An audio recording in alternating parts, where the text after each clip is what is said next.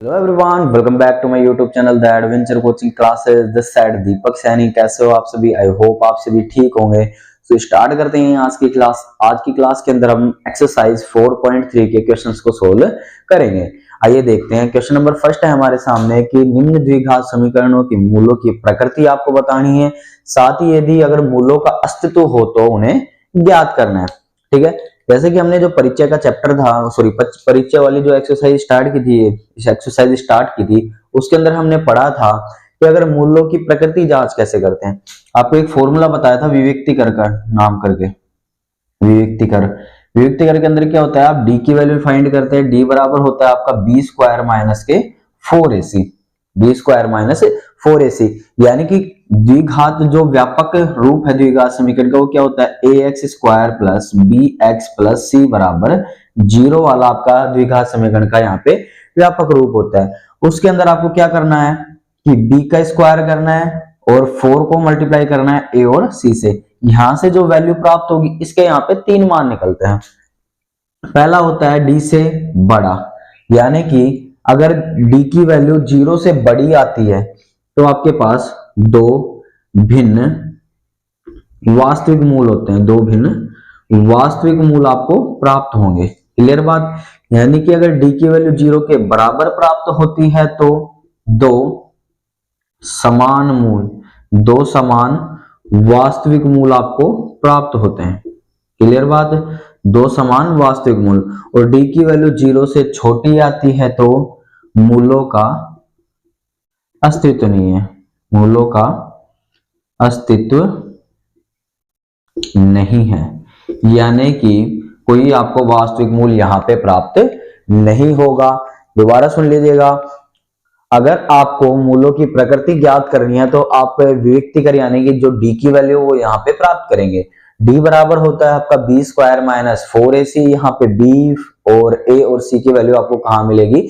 द्विघात समीकरण से। जो द्विघात समीकरण आपको दी गई है उसको A X square plus B X plus C बराबर 0 से तुलना करें। a b और c की वैल्यू पहले फाइंड कीजिए, उसके बाद यहाँ पे d की वैल्यू आप ज्ञात करेंगे।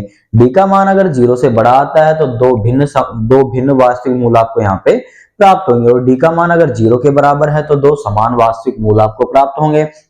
और d की वैल्यू अगर 0 से भी छोटी आ रही है तो मूलों का कोई अस्तित्व नहीं है यहाँ पे। आइए अपने सवाल के ऊपर चलते हैं। ठीक है, समझ गए होंगे आप इतना।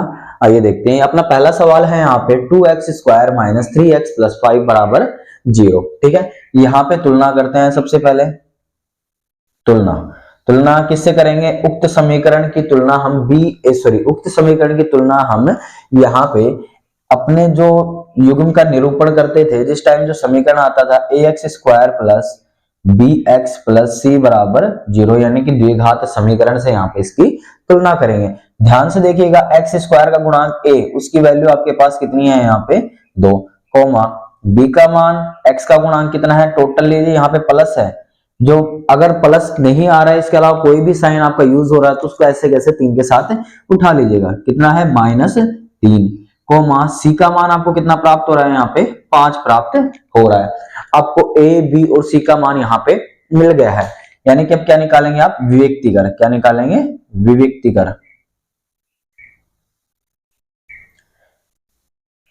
विविक्तिकर यानी कि d का मान आप निकालेंगे। d बराबर होता है बी स्क्वायर माइनस 4ac आपका। ठीक है, d की वैल्यू कितनी है आपके पास? -3 का स्क्वायर माइनस 4 मल्टीप्लाई a की वैल्यू आपके पास 2 और c की वैल्यू आपके पास 5। माइनस का स्क्वायर करेंगे तो प्लस, और 3 का स्क्वायर करेंगे तो यहाँ पे 9। माइनस केवल सिंगल बार है तो माइनस आ जाएगा। 4 को 2 से किया 8 और 8 को 5 से किया 40। क्लियर बात? अब 40 में से 9 घटाएंगे 31, और माइनस का मान बड़ा है तो माइनस के 31, यानी कि d की वैल्यू आपको प्राप्त हो रही है माइनस के 31, यानी कि जो 0 से भी क्या है? छोटी। यानी कि आप लिखेंगे d की वैल्यू 0 से क्या है? छोटी प्राप्त हो रही है, तो आप लिखेंगे मूलों का अस्तित्व नहीं है। मूलों का अस्तित्व नहीं है। मूलों का अस्तित्व नहीं है। क्लियर बात? पहला सवाल आपका ये हुआ यानी कि आपको सबसे पहले तुलना करनी है यहाँ पे ax square plus B X plus C बराबर 0 के आपके द्विघात समीकरण से। ठीक है, इसके अलावा द्विघात समीकरण से तुलना करने से आपको क्या प्राप्त होगा, a b और c की वैल्यू यहाँ पे प्राप्त होगी। उसके बाद आपको अभिव्यक्ति कर निकालना है, यानी कि d बराबर बी स्क्वायर माइनस 4ac की वैल्यू यहाँ पे फाइंड करनी है।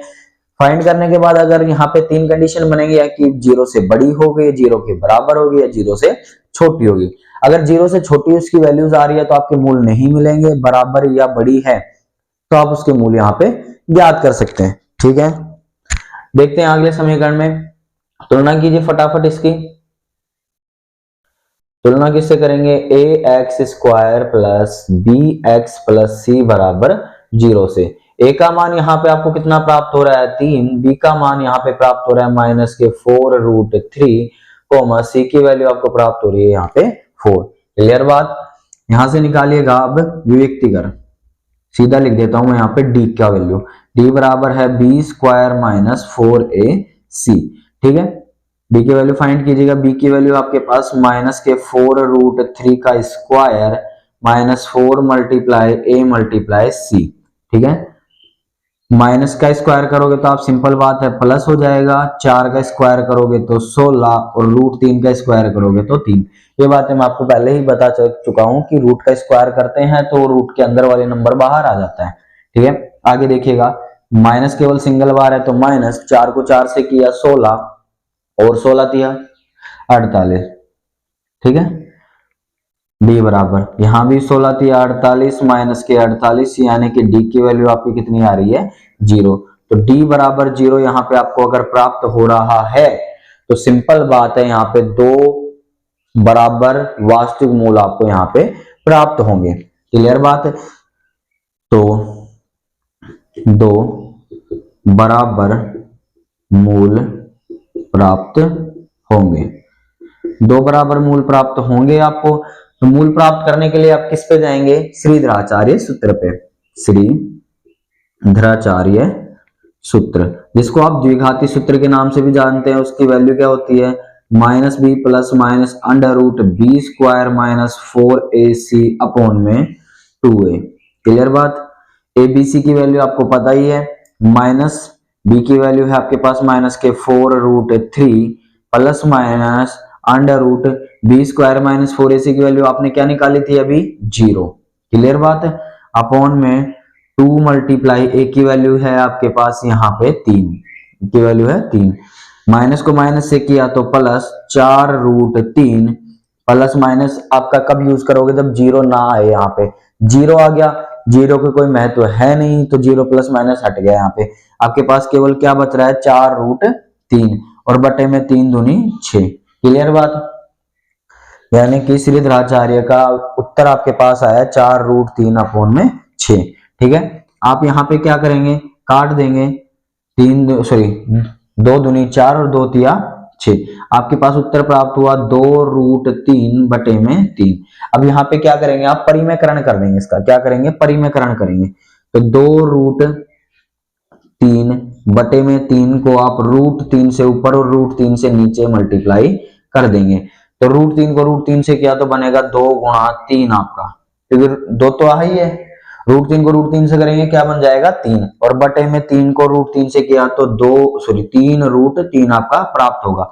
3 से आपका 3 कट गया तो आपके बचा 2 बटे में √3 आपके पास यहाँ पे आपका उत्तर बच जाएगा। और दो समान मूल हैं, अतः मूल आपके क्या प्राप्त होंगे, अतः मूल 2 बटे √3 व 2 बटे √3 होंगे। क्योंकि दो बराबर मूल थे, आपको डी की वैल्यू 0 मिली थी, तो सिंपल बात है आपके मूल जो हैं वो बराबर होने वाले हैं। यानी कि आपने minus B plus minus √b square minus 4ac की वैल्यू निकाली, जो आपको b स्क्वायर माइनस 4ac की वैल्यू आपने पहले ही निकाल ली थी, ये 0 बार बार निकालने की आवश्यकता नहीं है आपको। यहाँ पे 0 रखा तो इधर का वैल्यू आपका हट गया, तो बच रहा है आपके पास 4√3 बटे में 6। ठीक है, 2 से काटा आपने 4 को 2 और 3 6 को काटा 3, तो यानी कि 2√3 बटे 3। आपने √3 बटे 3 था आपके पास, तो आपने क्या किया यहाँ पे परिमेयकरण करने के बाद आपको वैल्यू प्राप्त हुई 2 बटे √3। तो दो समान मूल होने वाले हैं, तो पहला मूल भी 2 बटे √3 और दूसरा मूल भी यहाँ पे 2 बटे √3 होगा। ठीक है, आइए देखते हैं तीसरा सवाल आपका। तीसरा सवाल भी आप उसी प्रकार करेंगे। सबसे पहले क्या करनी है आपको, तुलना। ठीक है, तुलना कीजिए। तुलना क्या है, A X square plus B X plus C बराबर 0। ए की वैल्यू कितनी दिख रही है आपको यहाँ पे 2, बी की वैल्यू प्राप्त हो रही है -6, सी की वैल्यू यहाँ पे प्राप्त हो रही है आपको 3। क्लियर बात। ए का मान 2, बी का मान यहाँ पे -6 और सी का मान यहाँ पे 3। ठीक है, तुलना करने के बाद आप क्या निकालेंगे, डी की वैल्यू। डी बराबर होता है बी स्क्वायर माइनस के 4ac। बी की वैल्यू आपके पास -6 का स्क्वायर -4 मल्टीप्लाई ए की वैल्यू है 2 और सी की वैल्यू यहाँ पे 3। 6 का स्क्वायर हो गया 36 -4 दूनी 8 और 8 दिया 24। तो यहाँ पे आपको डी की वैल्यू है कितनी प्राप्त हो रही है, 36 में से 24 जाएंगे तो सिंपल बात आपके कितने बचेंगे 12। यानी कि डी की वैल्यू आपको प्राप्त हो रही है 12, और जो डी की वैल्यू बड़ी है किससे, 0 से। और डी की वैल्यू जब 0 से बड़ी होती है तो आपको दो भिन्न और वास्तविक मूल यहाँ पे प्राप्त होंगे। तो दो भिन्न मूल प्राप्त होंगे। दो भिन्न मूल प्राप्त होंगे। दो भिन्न मूल प्राप्त होंगे तो सिंपल बात है, आप कहां जाएंगे, श्रीधराचार्य सूत्र के अंदर गए। श्रीधराचार्य सूत्र आप यहां पे लगाएंगे। श्रीधराचार्य सूत्र था आपका -b plus minus under root B square minus 4ac upon में 2a। ठीक है, माइनस बी की वैल्यू आपके पास -6 plus minus under root B square minus 4ac की वैल्यू आपने कितनी निकाली है 12, और बटे में 2 मल्टीप्लाई ए की वैल्यू है आपके पास यहाँ पे 2। ठीक है, माइनस माइनस प्लस के 6 बन गए आपके पास, प्लस माइनस अंडर रूट 12 बटे में 2 दूनी 4। क्लियर बात। अब यहाँ पे अंदर 12 रखा हुआ है आपका, तो इस 12 को आप क्या लिख सकते हो, देखिएगा 12 को हम क्या लिखेंगे, 2 का भाग दिया 6, 2 का भाग दिया 3 और 3 का भाग दिया 1। क्लियर बात। 12 को मैं यहाँ पे लिख सकता हूं 2 गुणा 3। यानी कि आपको एक संख्या के अगर युग्म प्राप्त हो रहे हैं रूट के अंदर तो आप उसको क्या कर सकते हो, बाहर लिख सकते हो। तो 2 मेरा बाहर आ गया और अंदर कितना रह गया, √3। यानी कि 12 को आप 2√3 यहाँ पे बना सकते हैं। मैंने लिखा है यहाँ पे, तो क्या बना मेरे पास 6 प्लस माइनस 2√3 बटे में 4। क्लियर। 6 और 2 में 2 कॉमन आ रहा है तो मैं इसको क्या लिख सकता हूं, इधर कर लेता हूं मैंने 2 कॉमन ले लिया तो मेरे पास बचा यहाँ पे 6 में से 2 लिया तो 3 प्लस माइनस √3 बटे में 4। ठीक है, 2 एकम 2, 2 दूनी 4। यहां से क्लियर बात। अब आगे देखिएगा मेरे को क्या प्राप्त हो रहा है, यहां से मेरे को मिला 3 प्लस माइनस √3 बटे में 2। क्लियर। तो मूल कितने होंगे मेरे, अतः मूल यहां पे मेरे को प्राप्त होंगे, एक सेकंड रुकिएगा, अतः मेरे को मूल यहां पे प्राप्त होंगे, एक तो मिलेगा मेरे को 3 प्लस √3 बटे में 2, या दूसरा मिलेगा 3 माइनस √3 बटे में 2 होंगे। ऐसा क्यों हुआ यहाँ पे, ध्यान देना, यहाँ पे प्लस और माइनस इसलिए लिए गए हैं क्योंकि कोई भी द्विघात समीकरण होती है उसकी घात यहाँ पे 2 होती है।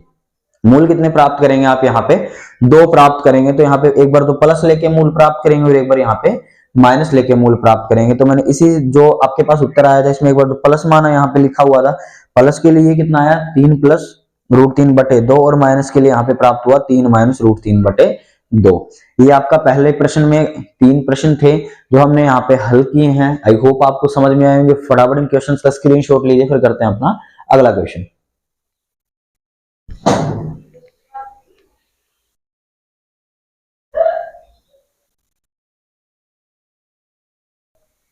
प्रश्न संख्या 2 है आपकी यहाँ पे, निम्न प्रत्येक द्विघात समीकरण में यहाँ पे k का आपको ऐसा मान ज्ञात करना है कि उसके कितने हो, 2 बराबर मूल हो।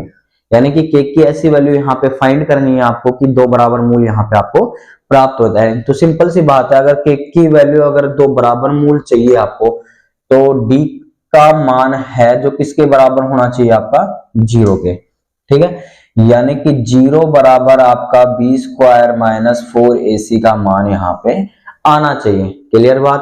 तो उक्त समीकरण की तुलना करते हैं अपने यहाँ पे। तुलना के अंदर लिखिएगा ax square plus bx plus c बराबर 0। यानी कि a की वैल्यू यहाँ पे आपको प्राप्त होगी, ध्यान से देखिएगा 2, b की वैल्यू यहाँ पे k और c की वैल्यू कितनी प्राप्त हो रही है यहाँ पे आपको 3। ठीक है, देख लीजिएगा आपको दो बराबर मूल प्राप्त करनी है तो d की वैल्यू यानी कि जो विवेक्तिकर है आपका वो 0 होना चाहिए आपका, यानी कि b स्क्वायर माइनस 4ac की वैल्यू कितनी आनी चाहिए यहाँ पे आपकी 0 आनी चाहिए। तुलना करते हैं हम ax square plus bx plus c बराबर 0, जो आपका व्यापक समीकरण है उससे तुलना करते हैं। a का मान यहाँ पे 2 प्राप्त हो रहा है, b का k और c का यहाँ पे 3 प्राप्त हो रहा है। फॉर्मूले में रख दीजिए, यानी कि d की वैल्यू निकालते हैं, b का मान है आपका k का स्क्वायर माइनस 4 मल्टीप्लाई a की वैल्यू आपकी 2 मल्टीप्लाई c की वैल्यू है यहाँ पे 3, क्या बना k स्क्वायर माइनस के 3 दूनी 6, 6 का 24, k स्क्वायर माइनस के 24 और d की वैल्यू किसके बराबर होनी चाहिए आपकी 0 के। 24 को उठा ला इधर तो क्या बना 24 बराबर में k स्क्वायर। क्लियर बात, जो ये माइनस का 24 था इधर आके किसका हो गया प्लस का 24, स्क्वायर हटाऊंगा मैं k का तो क्या बनेगा, इधर आएगा मेरे पास रूट 24। क्लियर बात। अब ध्यान रखना कभी भी अगर वर्ग किसी संख्या के ऊपर जब वर्गमूल का साइन लगता है तो वहां पे दो स्थितियां वो उत्पन्न करता है। पहली स्थिति तो आपके लिए प्लस की उत्पन्न करेगा और दूसरी स्थिति यहाँ पे माइनस की उत्पन्न करेगा। क्लियर बात, यानी कि जो ये वर्ग का साइन दूसरी तरफ जाके वर्गमूल बना है तो यहाँ पे दो स्थितियां उत्पन्न करेगा, पहली तो प्लस की और दूसरी माइनस की। यानी कि जो के का मान है आपका वो कितना प्राप्त होगा आपको रूट 24 और वही प्लस माइनस के, और रूट 24 को आप क्या लिख सकते हैं देखना, रूट 24 के मैं गुणनखंड करता हूं तो 2 का भाग गया 12, 2 का गया 6 और 2 का गया 3 और 3 का गया 1, यानी कि इसी रूट 24 को मैं लिख सकता हूं 2 गुणा 2 गुणा 2 गुणा 3। क्लियर बात, सिंपल सी बात है। अब एक बात बताइए, मैंने थोड़ी देर पहले ही आपको यहाँ पे कहा था कि अगर किसी संख्या के आपको रूट के अंदर युग्म प्राप्त हो रहे थे आप उस संख्या को यहाँ से बाहर लिख सकते हैं। तो ध्यान दीजिएगा रूट 2 के यहाँ पे युग्म प्राप्त हो रहे हैं, यानी कि 2 को मैं यहाँ पे बाहर लिख सकता हूँ, बाकी इस 2 के भी युग्म प्राप्त नहीं हो रहे, इस 3 के भी युग्म यहाँ पे प्राप्त नहीं हो रहे। तो रूट 24 को मैं लिख सकता हूँ 2 रूट 2 को 3 से किया 6, यानी कि सिंपल बात है रूट 24 को लिख सकता हूं मैं 2 रूट 6। आगे लगा हुआ था प्लस माइनस और बराबर में के। यहाँ पे के का मान आपको कितना प्राप्त होगा, के का मान यहाँ पे प्राप्त होगा आपको प्लस माइनस 2 रूट 6। क्लियर बात। आगे चलते हैं अपने अगले क्वेश्चन के ऊपर। अगला क्वेश्चन है आपका के X bracket X minus 2 plus 6 equal to 0। के एक्स को मल्टीप्लाई करेंगे अंदर तो क्या बनेगा के एक्स स्क्वायर माइनस के एक्स को 2 से करेंगे तो ये बनेगा 2 के एक्स। ठीक है, आगे है प्लस के 6 बराबर 0। तुलना कर लीजिएगा फटाफट, तुलना करेंगे, तुलना हो जाएगा अपना उक्त समीकरण क्या था 2ax square plus bx plus c बराबर 0। तो a का मान तो यहाँ पे आपको k प्राप्त होगा कोमा, b का मान माइनस के 2k और c का मान यहाँ पे 6 आपको प्राप्त हो रहा है। ध्यान से देख लीजिएगा, a की वैल्यू कितनी है k, b की वैल्यू है माइनस 2k, x का जो गुणांक होता है, और c की वैल्यू है आपकी 6। क्लियर। तुलना करने के बाद आपको पता है किसकी वैल्यू निकालनी है, d बराबर b स्क्वायर माइनस 4ac, और d किसके बराबर होना चाहिए यहाँ पे 0 के, d की वैल्यू बराबर आनी चाहिए 0 के, उसके लिए निकालनी है। तो 0 बराबर b की वैल्यू है आपके पास यहाँ पे माइनस के 2k का स्क्वायर माइनस 4 मल्टीप्लाई a की वैल्यू है k मल्टीप्लाई c की वैल्यू है यहाँ पे 6, माइनस का स्क्वायर करेंगे प्लस 2 का स्क्वायर करेंगे 4 और k का स्क्वायर करेंगे k स्क्वायर माइनस ये बनेगा 6 चौका 24 और k को करेंगे तो ये बनेगा 24 k। आप इस माइनस के 24 के को क्या करेंगे बराबर के दूसरी तरफ लेके जाएंगे तो ये बनेगा आपके पास प्लस के 24 के बराबर में 4 के स्क्वायर। ठीक है, k की एक पावर से आप k की एक पावर यहाँ पे काट सकते हैं और 4 से 24 भी काट सकते हैं, 4 एकम 4 4 छिके 24, यानी कि यहाँ पे k का मान यहाँ पे प्राप्त हो रहा है आपको 6, k का मान यहाँ पे कितना प्राप्त हुआ है 6। अब सिंपल बात है, जब भी कभी आपको लगे कि भाई सर k की वैल्यू यहाँ पे केवल 6 प्राप्त हो रही है मेरे को, तो आपने यहाँ पे प्लस माइनस तो इस्तेमाल किया ही नहीं भैया जी। अगर प्लस माइनस अगर मैं इस्तेमाल करता हूँ वो केवल रूट की वैल्यू के साथ हो गया है, यानी कि जो वर्गमूल का चिन्ह है उसी के साथ आप यहाँ पे यूज करेंगे। अगर नहीं मिल रहा k की वैल्यू सिंगल मिल रही है आपको यहाँ पे, क्या k की वैल्यू अगर एकल प्राप्त हो रही है यहाँ पे, तो सिंपल सी बात है k की दूसरी वैल्यू यहाँ पे कितनी आ रही होगी 0 आ रही होगी। इसके लिए आप बिल्कुल भी चिंता ना कीजिएगा। अतः के बराबर एक तो 0 प्राप्त होगा और आपको 6 प्राप्त होगा। क्लियर बात? आई होप आपको समझ में आया होगा। तो फटाफट इस क्वेश्चन का स्क्रीनशॉट लीजिए, करते हैं फिर अपना अगला क्वेश्चन।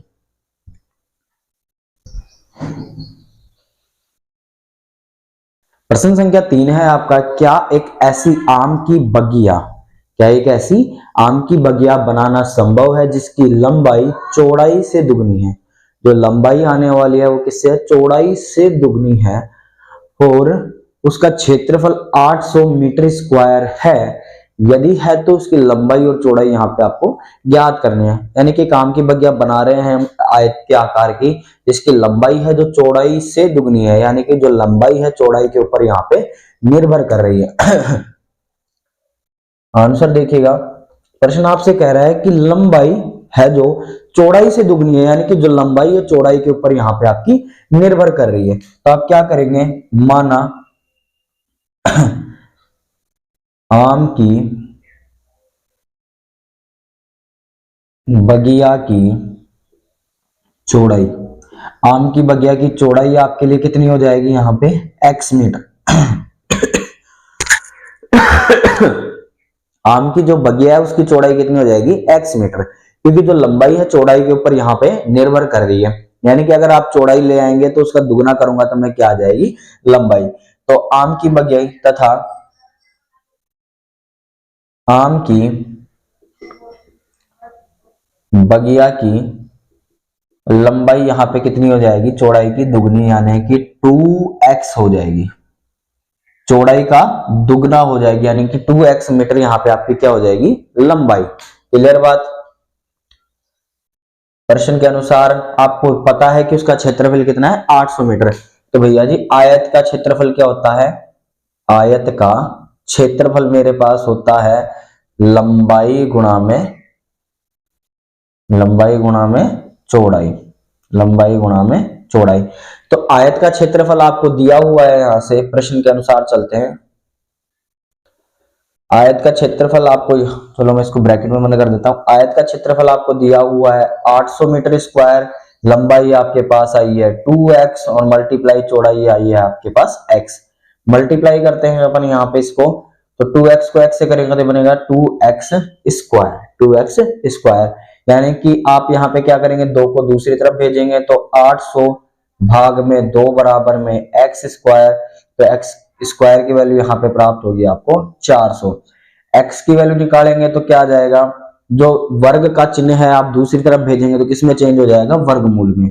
यानी कि 400 का आप वर्गमूल निकालेंगे। फिर सिंपल सी बात है, जब आप वर्ग का साइन हटा के वर्गमूल बनाते हैं तो दो स्थितियां उत्पन्न होती है, एक तो प्लस की और एक माइनस की। 400 का वर्ग होता है यहाँ पे 20, यानी कि एक बार प्लस के 20 और एक बार माइनस के 20। x क्या था आपका? चौड़ाई। एक सिंपल सी बात है यहाँ पे ध्यान रखना, आप कभी भी जो मापन की इकाई है वो कभी ऋणात्मक नहीं होगी। तो यहाँ पे लिखना मापन की इकाई ऋणात्मक नहीं होती है, मापन की इकाई ऋणात्मक नहीं होती है। अतः बाग की चौड़ाई 20 मीटर होगी। बाग की चौड़ाई क्या होगी यहाँ पे आपकी? 20 मीटर। अतः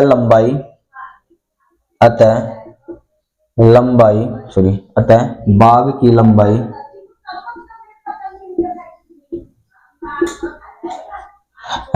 की लंबाई होगी 2 मल्टीप्लाई x की वैल्यू थी आपकी 20, यानी कि कितनी हो जाएगी? 40 मीटर। बाग की लंबाई तो आपकी आ जाएगी यहाँ पे 40 मीटर और बाग की चौड़ाई हो जाएगी आपके पास 20 मीटर। चौड़ाई तो आई यहाँ पे 20 मीटर और बाग की लंबाई आपने प्राप्त की यहाँ पे 40 मीटर। कितनी? 40 मीटर। क्लियर बात? आई होप आपको समझ में आया होगा। फटाफट क्वेश्चन का स्क्रीनशॉट लीजिए, चलते हैं फिर अपने नेक्स्ट क्वेश्चन की ओर।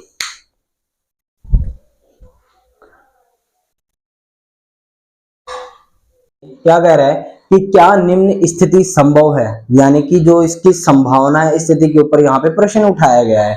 स्थिति संभव है या नहीं आपको बताना है। यहाँ पे आगे कहा गया कि यदि है तो उनकी वर्तमान आयु आपको ज्ञात करनी है। इसकी दो मित्रों की आयु का योग 20 वर्ष आपको दिया गया है 4 वर्ष पूर्व उनकी आयु का जो गुणनफल है वो कितना हो जाएगा, 48 था। ठीक है, आइए हल करते हैं, देखिएगा। अब स्थिति के ऊपर सवाल उठाया है तो वर्तमान आयु आपको ज्ञात करके दिखानी है, अगर नहीं है तो आप मना कर सकते हैं। अब एक बात बताइए, संभव कब होगा और संभव कब नहीं होगा।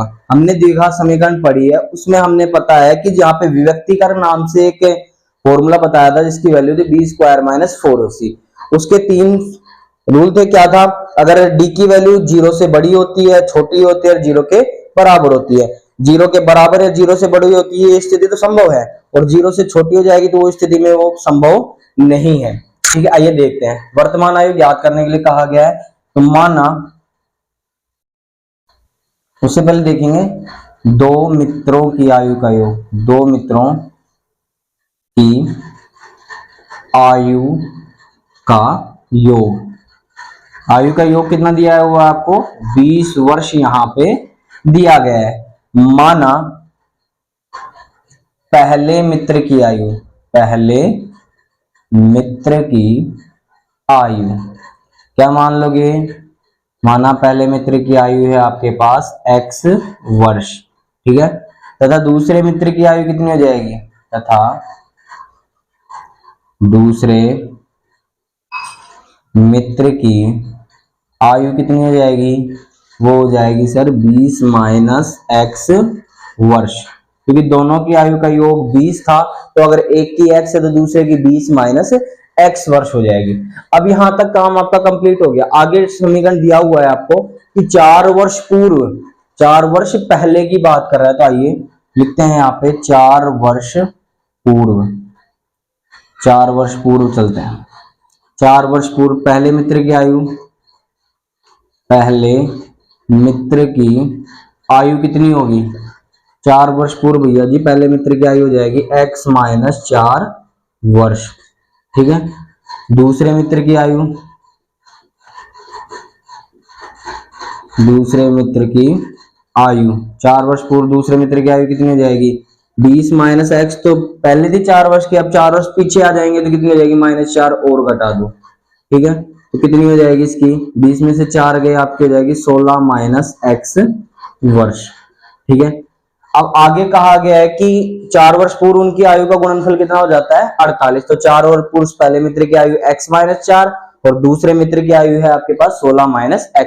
अब इन दोनों का गुणनफल कितना हो जाता है, 48। तो आइए प्रश्नानुसार, प्रश्नानुसार प्रश्न आपसे कह रहा है कि दोनों की आयु का गुणनफल x माइनस 4 का गुणनफल और 16 माइनस x का गुणनफल आपके पास कितना हो जाता है, 48 हो जाता है। ठीक है, करिएगा, x को 16 से किया 16x, x को माइनस x से किया तो माइनस x स्क्वायर, माइनस 4 को 16 से किया तो माइनस के 64, और माइनस 4 को माइनस x से किया तो प्लस के 4x, बराबर में आपके 48। करिएगा, 16x और 4x हो गए आपके 20x, माइनस के x स्क्वायर और माइनस के 64, 48 इधर आ जाएगा तो माइनस के 48, और उधर क्या बच गया आपका 0। कीजिएगा, ये बनेगा 20x माइनस के x स्क्वायर और 8 4 12 की 2 असिल 1 6 4 10 और 1 11, यानी कि माइनस के 112 बराबर 0। आपको सिंपल सी बात क्या पता है कि अगर भैया आपके पास कोई द्विघात समीकरण है तो सबसे पहले आप उच्च घात वाले पद को आप आगे रखते हैं, सिंपल सी बात है। और दूसरी बात, जो उच्च घात वाला पद आपका सबसे आगे रखा होता है वो कभी भी नेगेटिव नहीं होता है, यानी कि ऋणात्मक नहीं होगा। तो पहले इसको आगे रखिए, ये जाएगा माइनस के x स्क्वायर प्लस के 20x और माइनस के 120x माइनस के 112 बराबर 0। अब आप क्या करेंगे, इस पूरी समय यहां से माइनस हटाना है तो पूरी समीकरण को क्या कर दूंगा मैं, माइनस से मल्टीप्लाई कर दूंगा, तो क्या बनेगा x स्क्वायर माइनस के 20x और प्लस के 112 बराबर 0। अब प्रश्न आपसे क्या कह रहा था कि निम्न स्थिति संभव है या नहीं, तो भैया जी मेरे पास द्विघात समीकरण बना है x स्क्वायर माइनस के 20x प्लस के 112 बराबर 0। अब इसकी स्थिति मेरे को संभव है या नहीं ये जानने के लिए मैं क्या करूंगा, विविक्तिकर निकालूंगा। इसका क्या निकालूंगा मैं यहाँ पे, विविक्तिकर। विविक्तिकर का फॉर्मूला क्या होता है आपके पास, d बराबर होता है b स्क्वायर माइनस 4ac।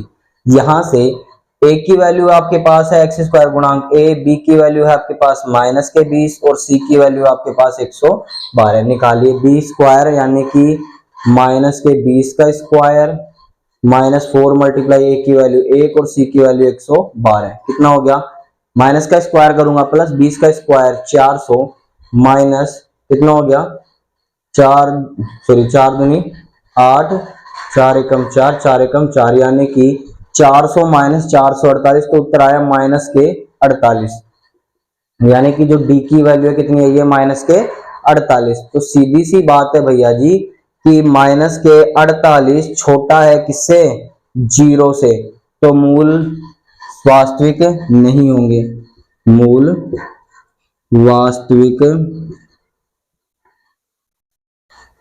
व संभव नहीं है, मूल वास्तविक भी नहीं है और संभव भी नहीं है। अतः निम्न स्थिति संभव नहीं है, अतः निम्न स्थिति संभव नहीं है। एक बार दोबारा देख लीजिएगा, क्वेश्चन आपसे क्या गया है कि निम्न स्थिति संभव है या नहीं, वो आपको यहाँ पे बताना है। ठीक है, आगे आपसे कहा गया है कि यदि है तो उनकी वर्तमान आयु आपको ज्ञात करनी है। अगर दो मित्रों की आयु का जो योग है आपको 20 वर्ष दिया गया है और 4 वर्ष पूर्व, पीछे की बात करें 4 वर्ष पूर्व उनकी आयु का गुणनफल कितना था, 48 था। तो आइए, दो मित्रों की आयु का योग आपको दिया हुआ है 20, तो माना पहले मित्र की x है तो दूसरे की कितनी हो जाएगी 20x। यहां तक कंप्लीट 4 वर्ष पूर्व चलते हैं पीछे, तो पहले मित्र की आयु कितनी हो जाती होगी x माइनस 4। जैसे कि मेरी आज 16 वर्ष है तो 4 वर्ष पहले कितनी रही होगी 16 माइनस 4 यानी कि 12 वर्ष। इसी प्रकार दूसरे मित्र की आयु हो जाएगी 20 माइनस एक्स, उसमें से माइनस 4 लेस किया तो आयु क्या होगी उसकी 16 माइनस एक्स। ठीक है, अब आगे कहा गया कि उनका जो गुणनफल है कितना है 48, तो गुणनफल किया आपने कितना आया 48। आगे मल्टीप्लाई किया, आपके पास द्विघात समीकरण बनी 20x माइनस के एक्स स्क्वायर माइनस के 112 बराबर 0। आपने जो बड़े घात की पद था उसको आगे रखा, माइनस का था तो माइनस हटाने के लिए आपने किससे मल्टीप्लाई किया, माइनस से ही। तो आपके पास द्विघात समीकरण क्या आ गई, एक्स स्क्वायर माइनस के 20x प्लस के 112 बराबर 0, जहां ए की वैल्यू 1, बी की वैल्यू माइनस 20 और सी की वैल्यू 112। अब आपको क्या करना था, स्थिति चेक करनी थी भाई संभव है या नहीं। इसके लिए आपने क्या किया, विविक्तिकर निकाला। विविक्तिकर बराबर होता है बी स्क्वायर माइनस 4ac। वहां से इसकी वैल्यू कितनी आई आपके पास माइनस के 48, जो किससे है, 0 से छोटा है। तो निम्न स्थिति संभव नहीं है, यानी कि वास्तविक मूल में संभव नहीं है, मूल वास्तविक वह संभव नहीं है, तो अतः निम्न स्थिति संभव नहीं होगी। ठीक है, फटाफट इसके स्क्रीनशॉट लीजिए। चलते हैं फिर अपने लास्ट क्वेश्चन पे, इस एक्सरसाइज का लास्ट क्वेश्चन है 5वां, उस पे चलते हैं। फटाफट स्क्रीनशॉट ले इसका।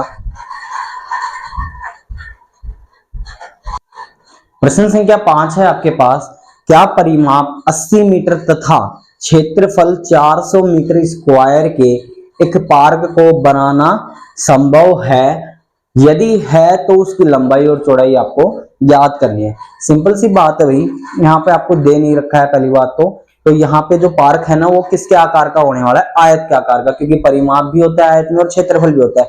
दूसरी बात कि दो विमाएं केवल उसमें वर्ग में होती है तो, और एक किसमें होती है, आयत में। पर भैया जी वर्ग के अंदर है ना, दोनों विमाएं क्या रहती है, समान रहती है, तो वर्ग तो है नहीं ये। सिंपल सी बात है, यहाँ पे दो विमाएं दे रखी है, एक तो लंबाई के नाम से, एक चौड़ाई के नाम से। तो सिंपल सी बात है, कहां जाएगा एक प्रश्न, आयत के अंदर। यानी कि आपसे पूछा गया है कि एक आयताकार पार्क बनाना संभव है जिसका परिमाप 80 मीटर और क्षेत्रफल 400 मीटर है। आइए चेक करते हैं। ठीक है, आपको दिया क्या क्या हुआ है वो देखते हैं। आपको दे रखा है परिमाप, आयताकार पार्क का परिमाप क्या दिया हुआ है आपको, 80 मीटर। कितना दे रखा है, 80 मीटर दे रखा है। पार्क का क्षेत्रफल, पार्क का क्षेत्रफल आपको दिया हुआ है 400 मीटर स्क्वायर। कितना, 400 मीटर स्क्वायर। तो आइए, माना आयताकार पार्क की लंबाई कितनी हो जाएगी भैया जी, लंबाई उसकी x मीटर हो जाएगी। कितनी हो जाएगी, x मीटर। ठीक है, तथा आयताकार पार्क की चौड़ाई कितनी हो जाएगी बताना, चौड़ाई हो जाएगी उसकी y मीटर। क्लियर बात। आयताकार पार्क की लंबाई हो गई x मीटर और चौड़ाई हो गई y मीटर। आइए, आयत का परिमाप, आयत का क्या परिमाप क्या होता है भैया जी? आयत का परिमाप, आयत का परिमाप होता है 2 कोष्टक लंबाई प्लस में चौड़ाई। ठीक है। आइए प्रश्नानुसार आपसे कहा गया है कि आयत की जो लंबाई है वो तो x वर्ष मान लिया अपन ने। ठीक है। प्रश्नानुसार जो परिमाप है वो आपको कितना दे रखा है? 80 मीटर। तो मैंने यहाँ पे रख लिया 80 मीटर। ठीक है। 2 कोष्टक लंबाई है आपके पास x और चौड़ाई है आपके पास y। सिंपल सी बात है। ये दो गुणा का मान कहाँ आएगा? भाग में, यानी कि 80 बटे में 2 बराबर में x प्लस में y। तो ये हो गया 40 बराबर में x प्लस y। क्लियर बात। यहां से मैं क्या करता हूं, मैं y का मान निकाल लेता हूं। तो मेरे पास y बराबर क्या आ जाएगा आपका? 40 माइनस x। ठीक है। इसको बोल देता हूं मैं इक्वेशन नंबर फर्स्ट। क्लियर बात है। आगे आपसे कहा गया है कि पार्क का जो क्षेत्रफल है वो कितना है? 400 मीटर स्क्वायर। यानी कि आयत का जो क्षेत्रफल है, आयत का क्षेत्रफल क्या होता है भैया? ये आयत का क्षेत्रफल होता है लंबाई गुणा में चौड़ाई। क्या होती है? लंबाई गुणा में चौड़ाई। तो क्षेत्रफल है आपके पास 400 और लंबाई है x गुणा में चौड़ाई है y। यानी कि x y मल्टीप्लाई होगा बराबर में 400 के दिए हो गए इक्वेशन नंबर 2। अब समीकरण 1 से मैं y का मान कहां रख दूं? समीकरण 2 में। तो यहां लिखता हूं मैं समीकरण 1 से y बराबर 40 माइनस x समीकरण 2 में रखने पर, समीकरण 2 में रखने पर तो रख दो भैया जी समीकरण 2 में। समीकरण 2 है आपके पास 400 बराबर में x और y का मान क्या रख दिया आपने? 40 माइनस x। मल्टीप्लाई कर दीजिए। 400 बराबर में हो जाएगा, x को अंदर किया तो 40x माइनस x को x से किया x स्क्वायर। ठीक है बात इतनी। अब इस मान को क्या करेंगे? बराबर के एक तरफ लेके जाएंगे, क्योंकि आपको पता है कि अगर द्विघात समीकरण बनानी है तो बराबर के एक तरफ क्या होना चाहिए? आपके पास 0 होना चाहिए। तो इन सभी मानों को मैं इधर ले आऊंगा। तो ये एक्स स्क्वायर उठ के इधर आया तो प्लस का एक्स स्क्वायर, 40x इधर आया तो माइनस के 40x, और इधर पहले से ही रखा हुआ है प्लस के 400 और उधर क्या हो गया? बराबर में 0। क्लियर बात। एक द्विघात समीकरण यहां से आपकी बन गई है। ठीक है बात।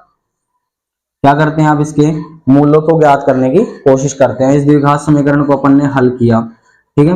हल करने के देखते हैं क्या बनता है। एक्स स्क्वायर माइनस 40 के ऐसे दो टुकड़े करें अपन ने, जिसको गुणा करने पे कितना आया आपके? 400। तो सिंपल सी बात है, आपके दो टुकड़े क्या हुए? 20 और दूसरा भी 20। दोनों x के गुणांक थे तो x लगा दिया।